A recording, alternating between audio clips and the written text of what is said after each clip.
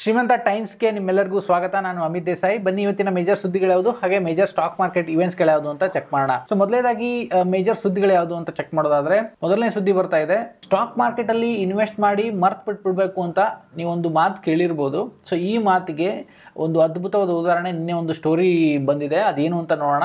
1990 ಜಿಂದಾಲ್ ಒಂದು ಕಂಪನಿಯ ಸ್ಟಾಕ್ ಅಲ್ಲಿ 1 ಲಕ್ಷ ರೂಪಾಯಿ ಹೂಡಿಕೆ ಮಾಡಿರ್ತಾರೆ ಒಬ್ರು. ಸೊ ಅದನ್ನು ಹೂಡಿಕೆ ಮಾಡಿ ಹಾಗೆ ಮರ್ತ್ ಬಿಟ್ಬಿಟ್ಟಿರ್ತಾರೆ, ಅವರು ಮರ್ತ್ ಬಿಟ್ಟಿರ್ತಾರೆ, ಸೊ ಅವ್ರ ಮನೆಯವರು ಮರ್ತ್ ಬಿಟ್ಬಿಟ್ಟಿರ್ತಾರೆ.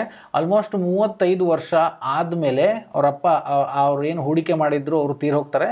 ಅವ್ರ ಮಗ ಏನೋ ಹುಡುಕ್ಬೇಕಾದ್ರೆ ಅದೊಂದು ಸಿಗತ್ತೆ, ಇನ್ವೆಸ್ಟ್ ಮಾಡಿರೋ ಒಂದು ಸರ್ಟಿಫಿಕೇಟ್ ಸಿಗತ್ತೆ. ಸೊ ಆ ಸರ್ಟಿಫಿಕೇಟ್ ನೋಡಿ ಅದನ್ನ ವ್ಯಾಲ್ಯೂ ಎಷ್ಟು ಅಂತ ಚೆಕ್ ಮಾಡಿದಾಗ ಇವತ್ತಿಗೆ ಜಿಂದಾಲಲ್ಲಿ 1 ಲಕ್ಷ ಹೂಡಿಕೆ ಮಾಡಿದ್ರು 1990. ಅದರ ವ್ಯಾಲ್ಯೂ ಇವತ್ತು ಚೆಕ್ ಮಾಡಿದ್ರೆ 88 ಕೋಟಿ ರೂಪಾಯಿ ಇದೆ. ಸೊ ಆಶ್ಚರ್ಯ ಅಲ್ವಾ? ಅಷ್ಟೇ ನಿಮಗೆ ಎಕ್ಸೈಟ್ಮೆಂಟು ಇರುತ್ತೆ, ಯಾಕಂದರೆ ಇದು ಹೂಡಿಕೆಯ ಮಹತ್ವವನ್ನು ಹೇಳುತ್ತೆ. ನೀವು ಒಂದ್ಸರಿ ಇನ್ವೆಸ್ಟ್ ಮಾಡಿ, ನಾವು ಯಾವಾಗಲೂ ಇನ್ವೆಸ್ಟ್ ಮಾಡ್ತೀವಿ ತೆಗಿತೀವಿ, ಇನ್ವೆಸ್ಟ್ ಮಾಡ್ತೀವಿ ತೆಗಿತೀವಿ, ಆ ಥರ ಆಗಬಾರ್ದು. ಒಂದ್ಸರಿ ಇನ್ವೆಸ್ಟ್ ಮಾಡಿ ಇನ್ವೆಸ್ಟ್ ಮಾಡ್ತಾ ಇರಬೇಕು ಲಾಂಗ್ ಟರ್ಮ್ಗೆ ಅನ್ನೋದನ್ನು ಈ ಒಂದು ಸ್ಟೋರಿ ನಮಗೆ ಹೇಳ್ತಾ ಇದೆ. ಇನ್ನು ಸುಮಾರು ಸಂಸ್ಥೆಗಳು ಭಾರತದ 2026 ಫೈನಾನ್ಷಿಯಲ್ ಇಯರ್ 26ನ ಒಂದು ಗ್ರೋತ್ ರೇಟ್ ಏನಿರುತ್ತೆ ಅಂತ ಚೆಕ್ ಮಾಡ್ತಾ ಇದ್ದಾರೆ, ಒಂದು ರಿಪೋರ್ಟ್ ಕೊಡ್ತಾ ಇದ್ದಾರೆ. ಸೊ ಈಗ ವರ್ಲ್ಡ್ ಬ್ಯಾಂಕ್ ಕೂಡ ಒಂದು ರಿಪೋರ್ಟ್ ಅನ್ನು ಕೊಟ್ಟಿದೆ. ಭಾರತದ GDP 2026 ಫೈನಾನ್ಷಿಯಲ್ ಇಯರ್ ಅಲ್ಲಿ 6.7 ಇಂದ 6.3% ಇಳಿಯುತ್ತೆ ಅಂತ ಹೇಳ್ತಾ ಇದ್ದಾರೆ. ಇದಕ್ಕೆ ಮುಖ್ಯ ಕಾರಣ ಏನು ಅಂತ ಅವರು ಕೊಟ್ಟಿರೋ ಒಂದು ಸಮರಿಲಿ ಏನಿದೆ ಅಂದರೆ, ಒಂದು ವೀಕ್ ಎಕ್ಸ್ಪೋರ್ಟ್ ಇದೆ. ಅಂದರೆ ನಮ್ಮ ಎಕ್ಸ್ಪೋರ್ಟ್ ವೀಕ್ ಆಗಿದೆ, ಎಕ್ಸ್ಪೋರ್ಟಲ್ಲಿ ಕಡಿಮೆ ಆಗಿದೆ, ಪ್ಲಸ್ ಇನ್ವೆಸ್ಟ್ಮೆಂಟ್ ಆಗ್ತಾ ಇಲ್ಲ, ಇನ್ವೆಸ್ಟ್ಮೆಂಟ್ ಬರ್ತಾ ಇಲ್ಲ, ಸ್ಲೋವರ್ ಇನ್ವೆಸ್ಟ್ಮೆಂಟ್ ಅನ್ನೋದನ್ನು ಅವರು ಹೇಳ್ತಾ ಇದ್ದಾರೆ. ಇದಕ್ಕೆ ಏನು ಕಾರಣ ಅಂತ ನೋಡೋದಾದ್ರೆ ನಿಮಗೆ ಗೊತ್ತಿದೆ. ಎಕ್ಸ್ಪೋರ್ಟ್ ಯಾಕೆ ಆಗ್ತಾ ಇಲ್ಲ ಅಂತಂದರೆ ಟ್ರೇಡ್ ಟೆನ್ಷನ್ಗಳು. ಈಗ ಸುಮಾರು ಟ್ಯಾಕ್ಸ್ಗಳನ್ನ ಹಾಕ್ತಾ ಇದ್ದಾರೆ ಟ್ರಂಪ್, ನಿಮಗೆ ಗೊತ್ತಿರೋಂಗೆ. ಸೊ ಆ ಟ್ರೇಡ್ ಟೆನ್ಷನಿಂದ ಎಕ್ಸ್ಪೋರ್ಟ್ಗಳು ಕಡಿಮೆ ಆಗಿದೆ. ಅದರ ಜೊತೆಗೆ ಆ ಟ್ರೇಡ್ಗಳು ಅಥವಾ ಈ ಟೆನ್ಷನ್ಗಳಿಂದ ಇನ್ವೆಸ್ಟರ್ ಕೂಡ ಹೂಡಿಕೆ ಮಾಡೋಕ್ಕೆ ಬರ್ತಾ ಇಲ್ಲ. ಈ ಕಾರಣಗಳಿಂದಾಗಿ 2026ರಲ್ಲಿ ಭಾರತದ ಗ್ರೋತ್ ಕಡಿಮೆ ಆಗುತ್ತೆ ಅಂತ ಹೇಳ್ತಾ ಇದ್ದಾರೆ. ಇಷ್ಟೆಲ್ಲ ಹೇಳಿದರೂ ಕೂಡ ಭಾರತ ಒಂದು ಫಾಸ್ಟೆಸ್ಟ್ ಗ್ರೋಯಿಂಗ್ ಎಕಾನಮಿ ಗ್ಲೋಬಲಿ ಅಂತ ಹೇಳ್ತಾ ಇದ್ದಾರೆ.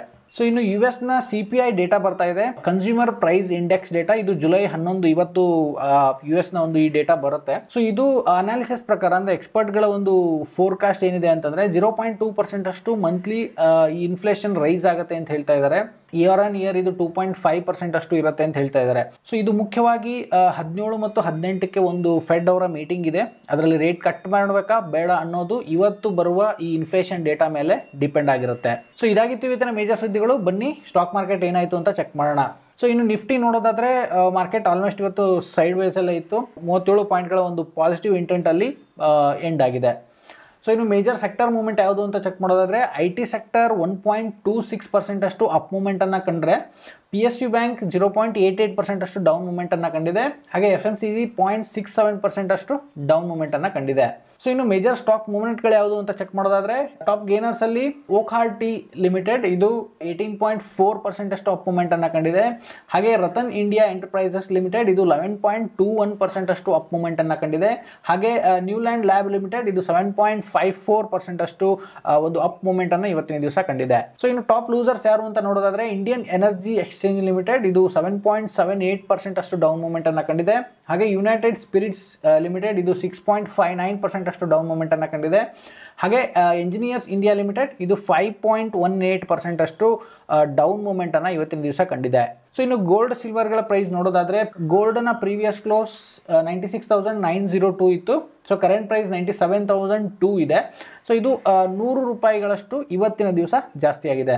ಸೊ ಇನ್ನು ಸಿಲ್ವರ್ ಪ್ರೈಸ್ ನೋಡೋದಾದ್ರೆ, ಪ್ರೀವಿಯಸ್ ಕ್ಲೋಸ್ 1,06,749 ಇತ್ತು. ಕರೆಂಟ್ ಪ್ರೈಸ್ 1,05,750 ಇದೆ. ಸೊ ಇದು 999 ರೂಪಾಯಿಗಳಷ್ಟು ಕಡಿಮೆ ಆಗಿದೆ. ಸೊ ಇನ್ನು ಕ್ರೂಡ್ ಆಯಿಲ್ ಪ್ರೀವಿಯಸ್ ಕ್ಲೋಸ್ $64.98 ಇತ್ತು. ಕರೆಂಟ್ ಪ್ರೈಸ್ $65.87 ಇದೆ.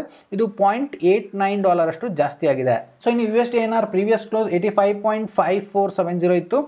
ಕರೆಂಟ್ ಪ್ರೈಸ್ 85.4580 ಇದೆ. ಇದು ಕೂಡ 0.0890 ಅಷ್ಟು ಕಡಿಮೆ ಆಗಿದೆ. ಸೊ ಇನ್ನು ಹ್ಯಾಂಗ್ ಶಾಂಗ್ ಪ್ರೀವಿಯಸ್ ಕ್ಲೋಸ್ 24,162 ಇತ್ತು. ಕರೆಂಟ್ ಪ್ರೈಸ್ 24,366 ಇತ್ತು. ಸೊ ಕರೆಂಟ್ಲಿ 204 ಪಾಯಿಂಟ್ಗಳಷ್ಟು ಹ್ಯಾಂಗ್ ಶಾಂಗ್ ಜಾಸ್ತಿ ಆಗಿದೆ. ಸೊ ಇದಾಗಿತ್ತು ಇವತ್ತಿನ ಮೇಜರ್ ಸುದ್ದಿಗಳು, ಹಾಗೆ ಮೇಜರ್ ಸ್ಟಾಕ್ ಮಾರ್ಕೆಟ್ ಇವೆಂಟ್ಸ್ಗಳು. ಮತ್ತಷ್ಟು ಸುದ್ದಿಗಳು ಹಾಗೆ ಇವೆಂಟ್ಸ್ಗಳೊಂದಿಗೆ ನಾಳೆ ಬರ್ತೀನಿ. ನಾನು Amit Desai. Thank you so much.